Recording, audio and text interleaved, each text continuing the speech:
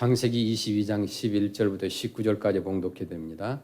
여호와의 사자가 하늘에서부터 그를 불러 이르시되 아브라함아 아브라함아 하시는지라. 아브라함이 이르되 내가 여기 있나이다 하매 사자가 이르시되 그 아이에게 내 손을 대지 말라. 그에게 아무 일도 하지 말라. 내가 내 아들 내 독자까지도 내게 아끼지 아니하였으니 내가 이제야 내가 하나님을 경외하는 줄을 아노라. 아브라함이 눈을 들어 살펴본즉 한 순양이 뒤에 있는데 뿔이 수풀에 걸려 있는지라. 아브라함이 가서 그 순양을 가져다가 아들을 대신하여 번제로 드렸더라. 아브라함이 그 땅 이름을 여호와 이레라 하였으므로 오늘날까지 사람들이 이르기를 여호와의 산에서 준비되리라 하더라.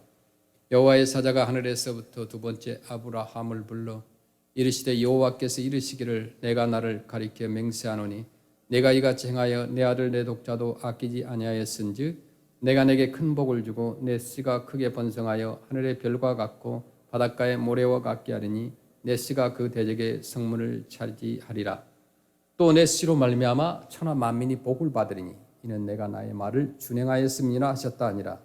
이에 아브라함이 그의 종들에게로 돌아가서 함께 떠나 부엘세바에 이르러 거기 거주하였더라. 아멘. 우리 크리스찬의 삶은 하나님께서 기뻐하는 삶을 살기를 원하십니다. 이런 말이 있습니다. 잘 살지 못하면 사는 것이 아니다. 영원히 살지 못하면 잘 사는 것이 아니다. 이런 말이 있습니다. 영원히 산다는 것이 무엇입니까? 그것은 천국을 소망하며 사는 것입니다. 한번 생각해 보십시오. 우리가 숨을 쉰다고 살아있는 것인가? 맞습니다. 숨을 쉬고 있으니까 살아있는 것입니다. 그게 잘 살고 있는 것인가? 음식을 먹고 아름다운 옷을 입고 사는 것이 우리가 잘 사는 것인가?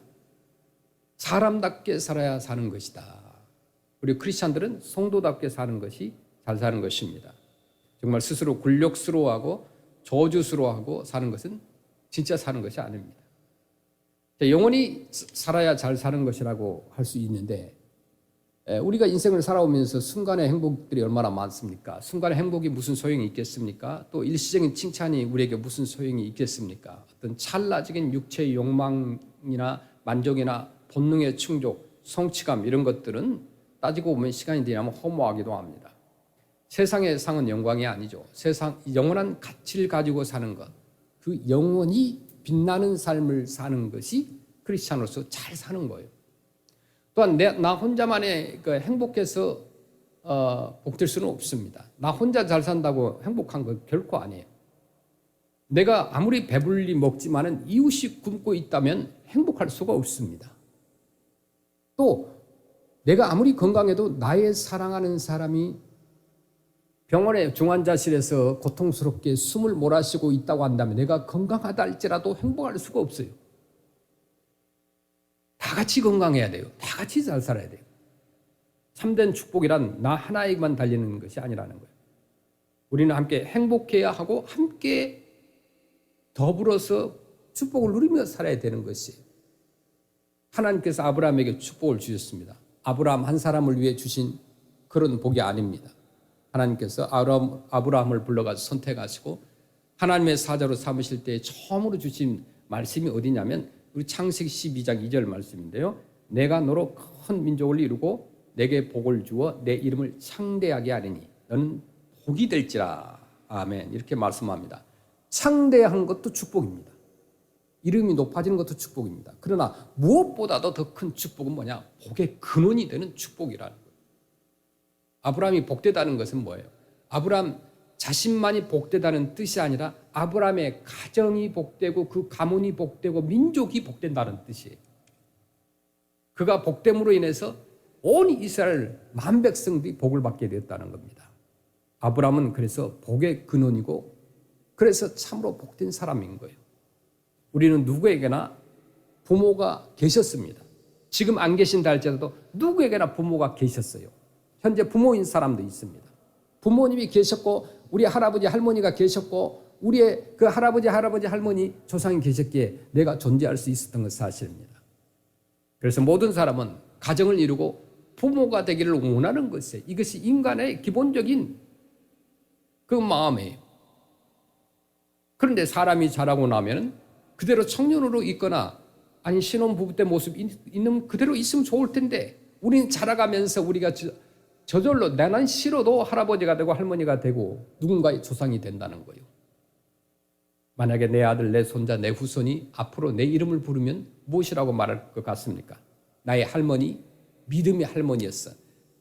우리 할아버지 믿음으로 말미암아 지금 내가 여기에 믿음 생활하고 있어 라고 고마워할 것 같습니까?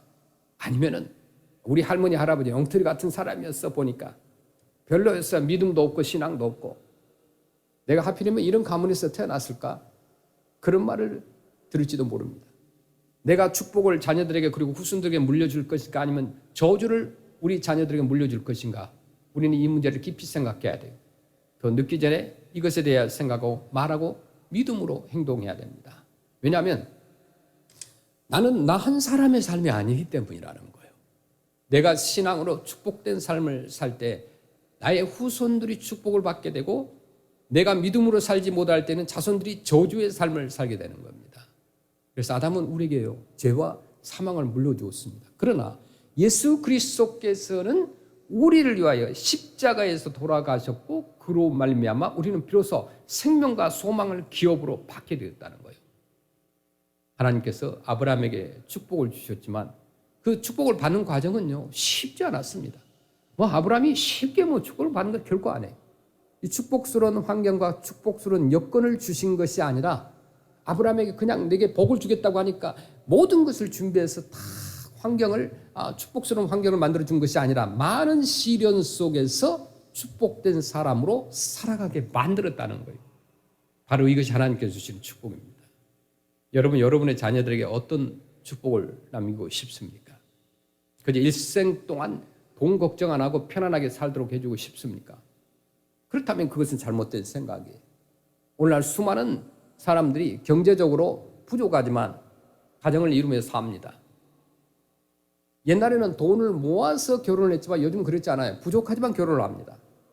그래서 어른들이 보았을 때는 경제적으로 안정이 안 돼 있어서 불안하기도 합니다. 그러나 수고와 땀과 고난을 경험하면서 한 계단 한 계단 삶을 이루어 나가는 거예요. 그것이 오늘날 세대예요.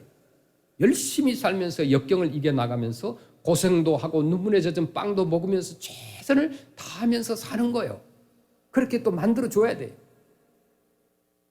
그러면 인생관이 달라지기 시작합니다. 사람이요 결코 배부르고 편안하면 그 인생관을 바꾸려고 하지 않아요. 왜냐하면 지금 현재 상태가 너무 좋기 때문에 바꿀 필요가 없는 거예요.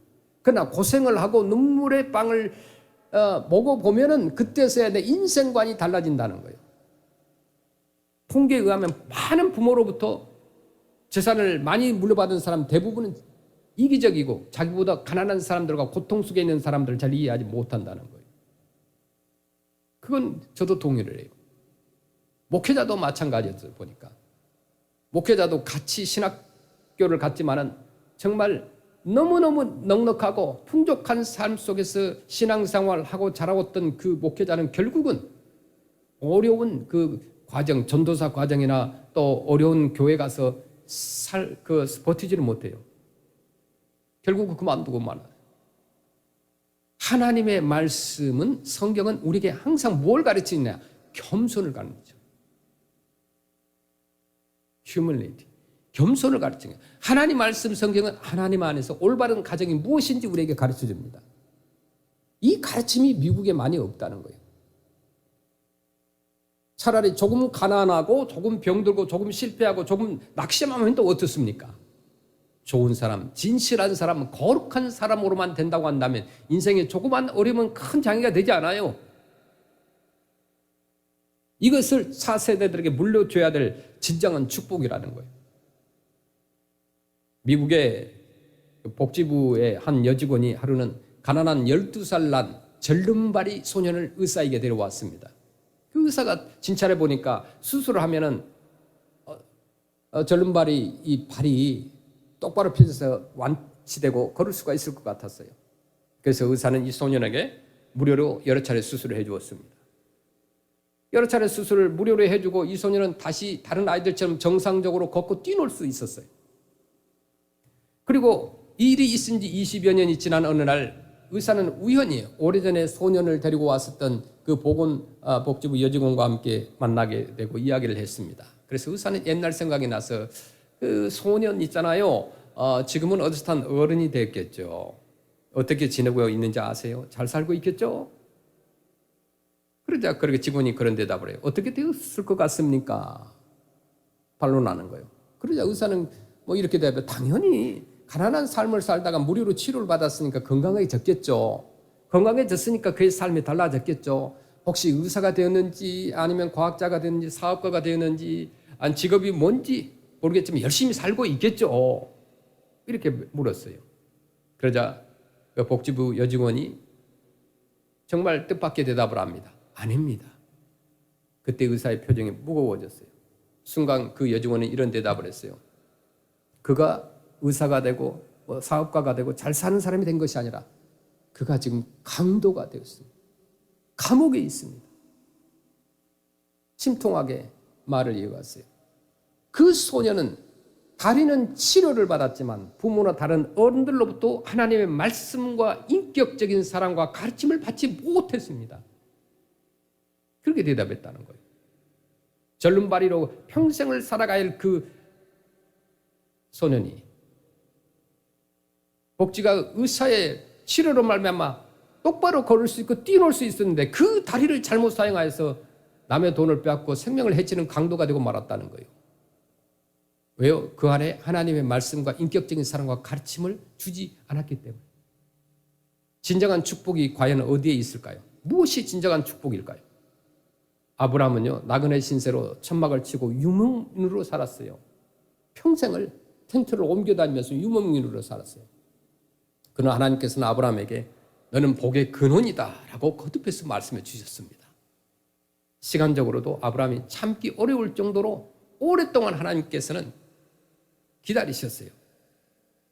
아들을 주신다고 하시면 한 10달 후에 빨리 주시지. 하나님은 아브라함을 25년이나 기다리게 했어요. 아들을 준다 그랬으면 뭐 1년, 2년 안에 적어도 줘야 되지 않겠어요? 근데 25년을 기다리게 한 거예요.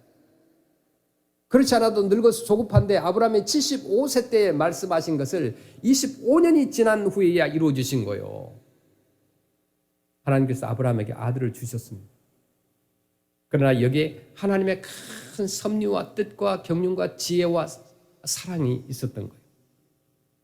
하나님께서는요, 아브라함이 약속의 땅을 찾아 헤매게 하시고 그 약속의 자녀들을 받아서 간직하는 복된 사람이 되게 하셨는데, 오늘 우리가 읽었던 본문 말씀 보면 아브라함이 받은 축복을 말씀하고 있어요. 그 복을 주시는 장면이 나옵니다.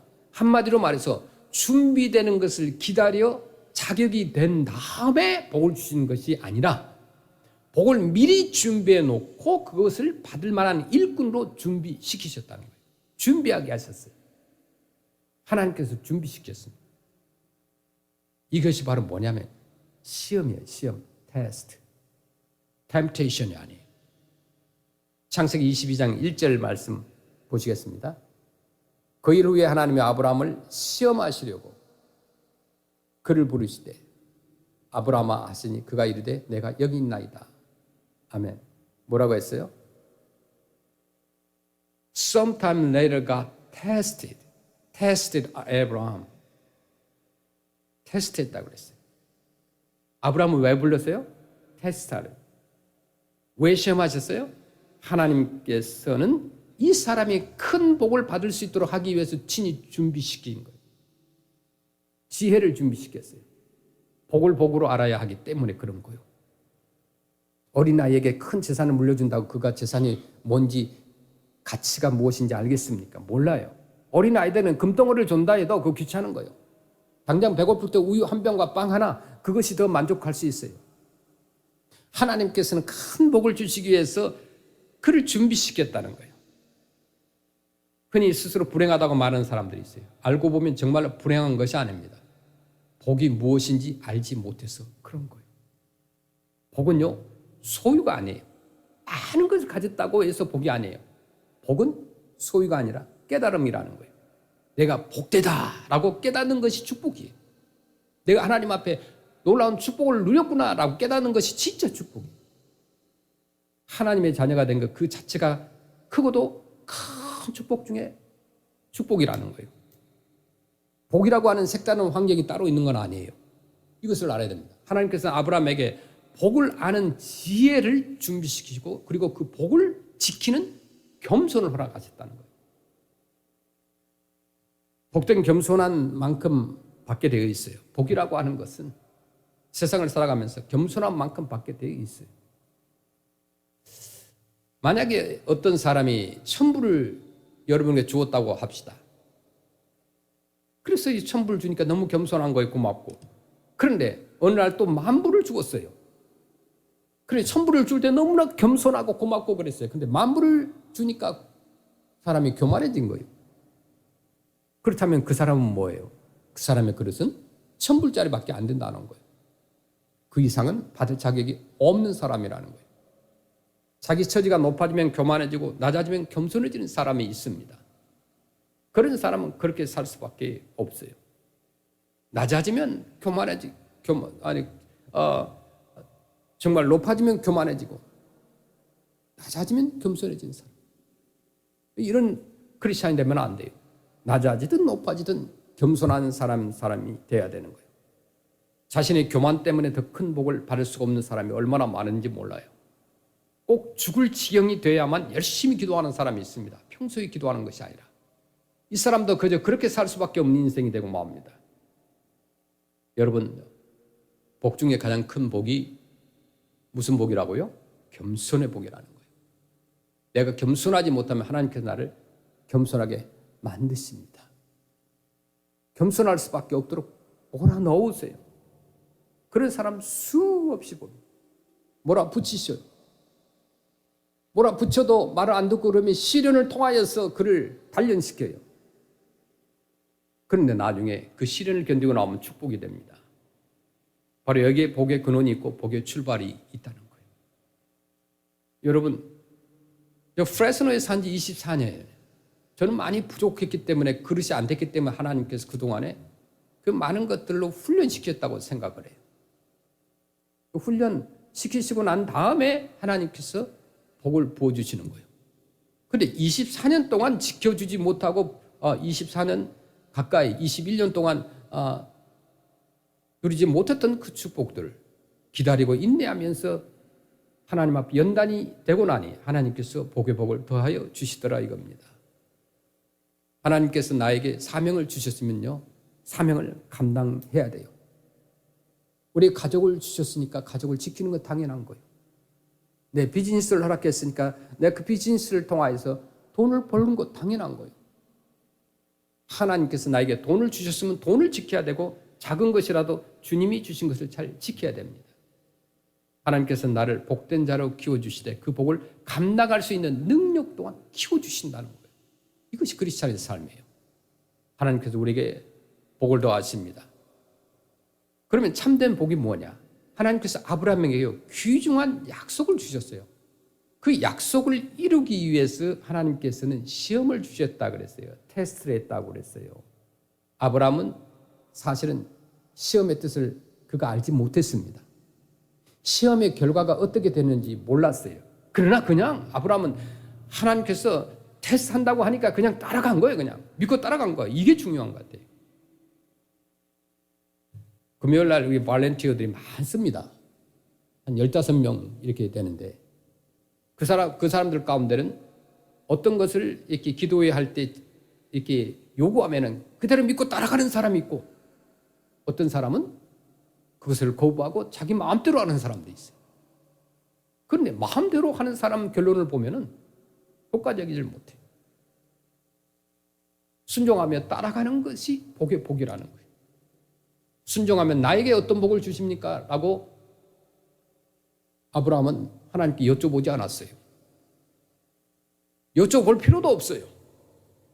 여쭐 수도 없었어요. 그냥 믿음으로 순종하며 나아갔던 거예요. 아브라함을 시험한 그 시험은 무엇일까요? 하나님께서는 아브라함에게 가장 귀한 것을 달라고 하십니다. 여러분에게 가장 귀한 것이 있다고 하면 무엇일까요? 여러분의 지식, 명예? 아니면 체면과 돈과 자식? 가장 귀한 것이 있을 거예요. 한번 세워보세요. 여러분이 인생에 있어서 가장 귀한 것으로 여기고 있는 것이 아마 누구에게나 있을 거예요. 그런데 내가 그 귀한 것도요, 생명보다 귀하게 여기는 것이 또 어디 있겠어요? 죄송합니다마는 내 자녀도 내 부모도 결국은 보면 내 생명보다 귀하게 여길 수 있을까? 가능성은 있어요. 그럼 마지막 그 순간에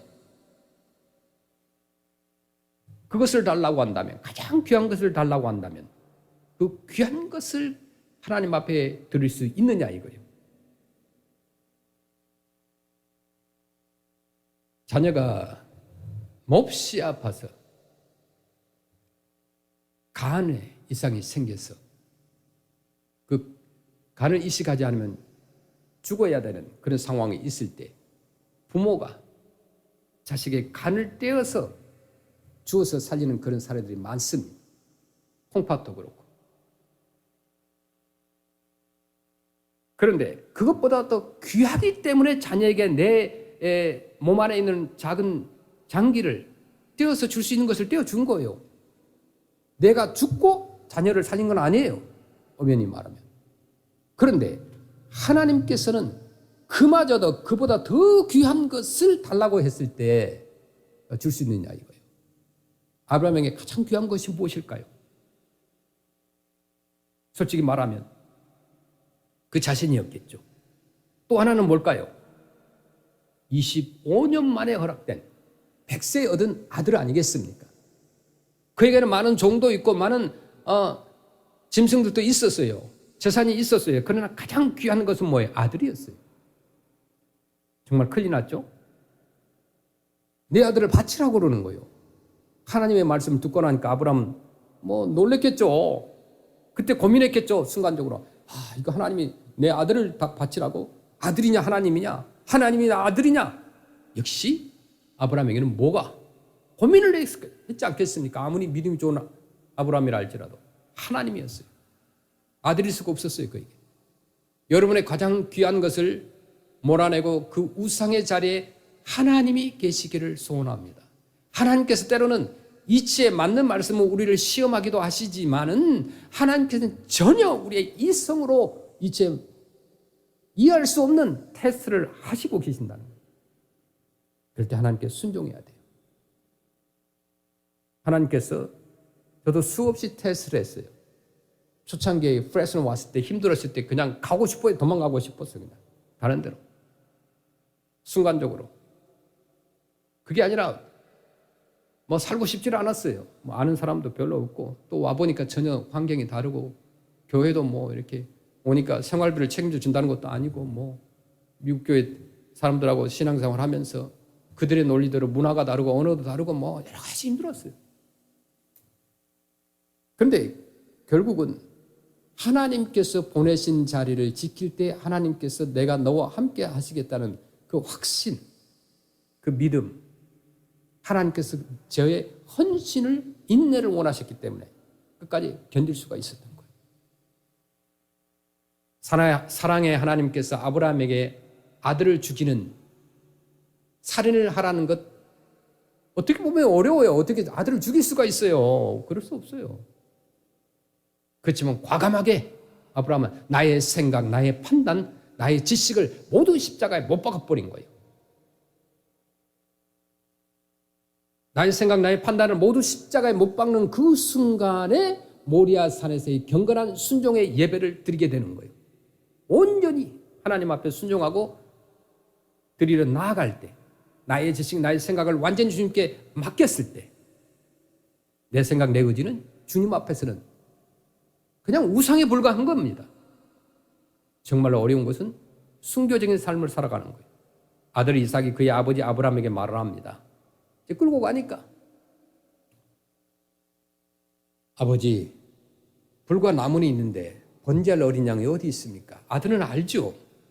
번제할 양이 있어야 된다는 것을. 제사를 드리러 간다는데 모리아산으로 같이 짐을 나눠주고 가는데 그 순간 아브라함의 심경을 상상해 볼 수 있습니까?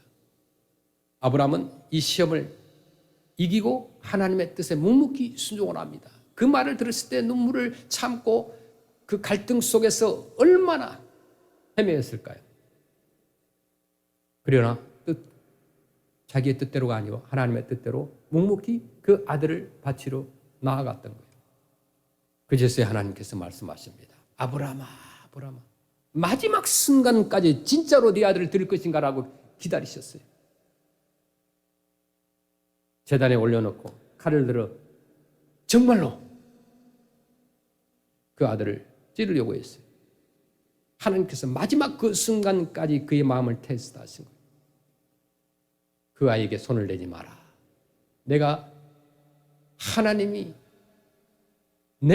너가 얼마나 그 아들을 사랑하는 줄, 너가 나를 얼마나 사랑하는 줄, 그 아들보다 나를 더 사랑한 줄 아노라. 그러면서 칭찬을 하시죠. 오히려 너의 가장 사랑하는 그 외아들까지 아끼지 않을 만큼 나를 사랑하는구나.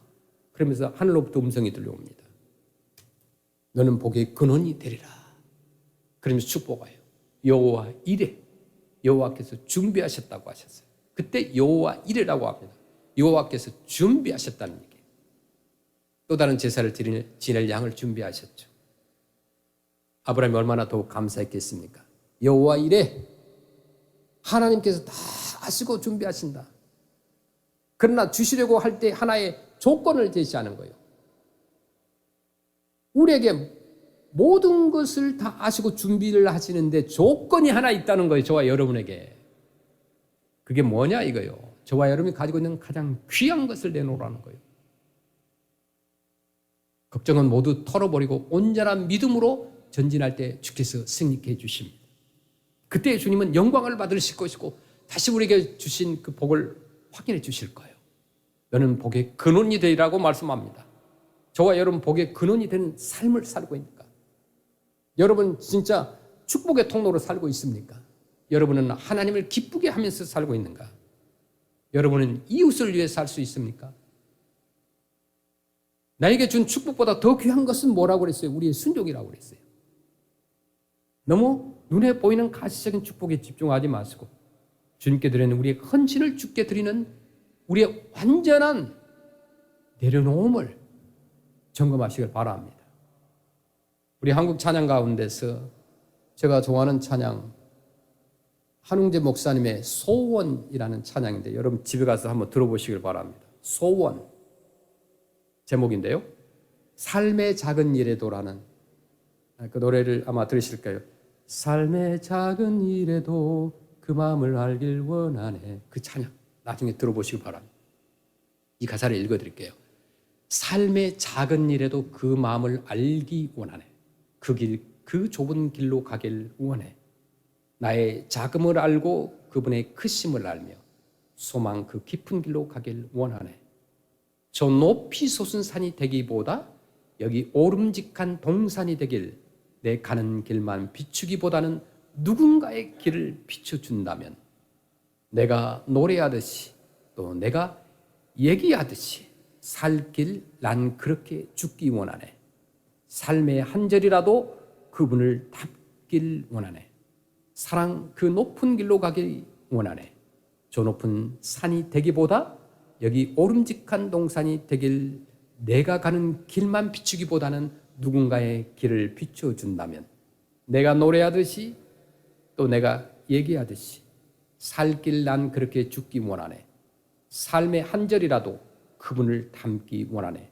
사랑 그 좁은 길로 가기 원하네. 그 깊은 길로 가기 원하네. 그 높은 길로 가기 원하네. 우리 모두 이렇게 살기를 소원합니다. 주님께서 주신 복음의 신발을 신고 행복하게 노래하면서 그 예수 그리스도를 닮아가기를 소원합니다. 주님께서 주신 전신갑주 하나님의 말씀을 가지고 아브라함을 닮아가는 그런 신앙이 있기를 소원합니다. 복을 아는 지혜로 사는, 우리에게 주신 복을 지키는 겸손으로 사는, 그리고 우리에게 주신 그 축복을 감당할 수 있는 능력으로 사는 우리 모두가 되기를 주의 이름으로 축원합니다. 아멘.